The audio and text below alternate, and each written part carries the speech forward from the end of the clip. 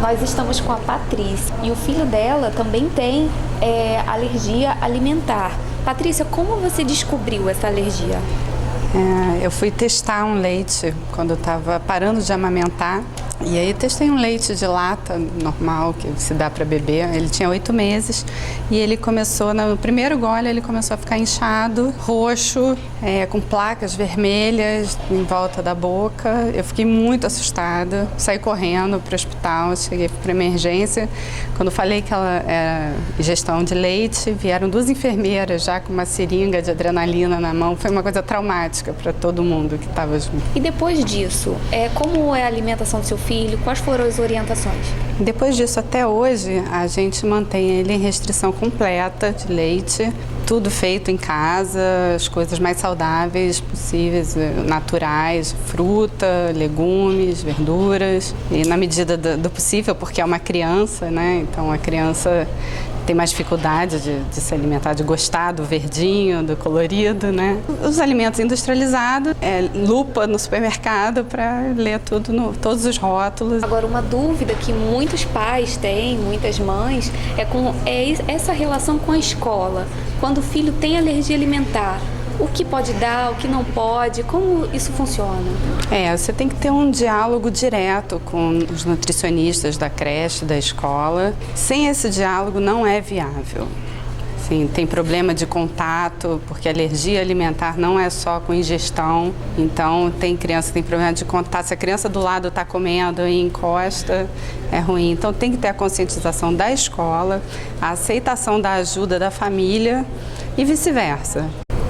Nós encontramos aqui com a Mariana, ela é jornalista e é coordenadora de um projeto que você deve conhecer.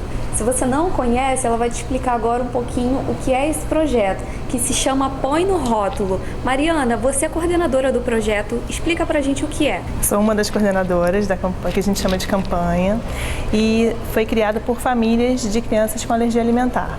Então a gente percebeu no nosso dia a dia, com os nossos filhos, a dificuldade de encontrar produtos industrializados, porque a gente não pode comer na rua, né? A gente não pode comer normalmente porque são crianças que têm alergia a ovo, leite. Ok, então vamos comer em casa. Mas em casa a gente tem que comprar os produtos nos supermercados. E esses produtos, como a gente não tem uma lei da rotulagem no Brasil, a gente enfrenta dificuldades em relação aos rótulos que não são corretos ou não são claros ou omitem algumas informações que são importantíssimas para a gente. Então, a partir daí, a gente ligou muito para saques e não tinha essas respostas. E a gente resolveu fazer uma campanha para mobilizar a sociedade, principalmente a população não alérgica, para a necessidade da rotulagem no Brasil. A gente tem isso na Europa, tem isso nos Estados Unidos, mas no nosso país a gente não tem. Agora, você tem um filho pequeno, ele teve alergia alimentar, é isso? Ele tem alergia alimentar, ele tem 5 anos e tem alergia à proteína do leite. Basicamente é uma das proteínas que são as mais severas e as mais tardias na cura, que é a caseína.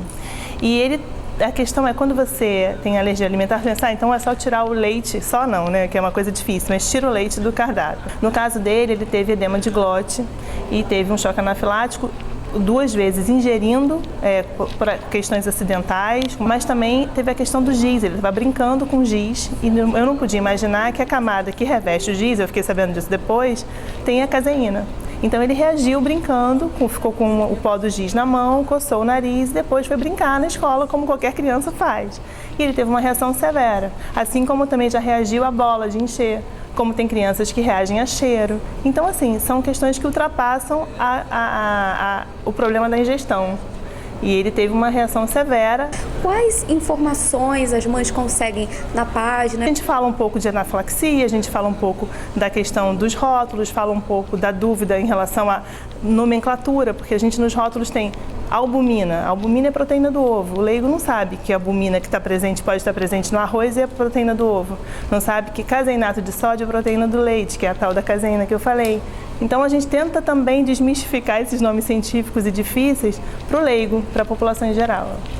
Aqui a gente mostra, tudo bem que a bala não é uma coisa muito saudável, mas um rótulo a pessoa tem que torcer para você poder ver se a criança pode comer a bala ou não. Como é que ela vai saber se não abre? Aí, para você abrir, você tem que comprar, né? Então, um rótulo pequeno, um rótulo difícil. Então, a gente fala de várias abordagens, a questão do rótulo de várias maneiras.